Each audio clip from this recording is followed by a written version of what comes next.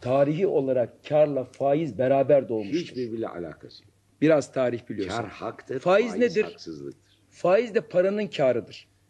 Parayı alıp satarken üstüne gelen şey alın teri değildir o da. Para bir semboldür, para mal değildir. Para da maldır. Faiz için farklı tanımlar yapılır. Paranın bedeli, fiyatı, sermayenin fiyatı, sermayenin veya paranın kirası gibi. Faiz paranın fiyatı, paranın satışı değildir. Fiyatın oluşması için en az iki farklı mal gerekir. Paranın bu anlamda fiyatı olabilir. Ancak bu başka bir cins parayla mübadelesinde ortaya çıkar. Mesela farklı cins paralar olan lira ile doların mübadelesinde. Bu işlemde paranın fiyatı vardır. Liranın fiyatı dolar cinsinden, doların fiyatı ise lira cinsindendir. 1 doların fiyatı 30 liradır gibi. Lakin sözleşmenin adı faiz değil, cambio yani sarftır. Bu işten kazanç elde etmek için iki zincir işlem gerçekleşir. Düşükten alınır, yükseğe satılır. Döviz bürosu diyelim sizden 25 liraya 1 doları alır. Sonra da bu doları 27'den bir başkasına satarak bu iki ayrı işlem sonucunda 2 lira kar eder. Faizde ise aynı cins paralar arası mübadele ile tek bir işlemde kar ortaya çıkar. 10 lira 12 lira olur.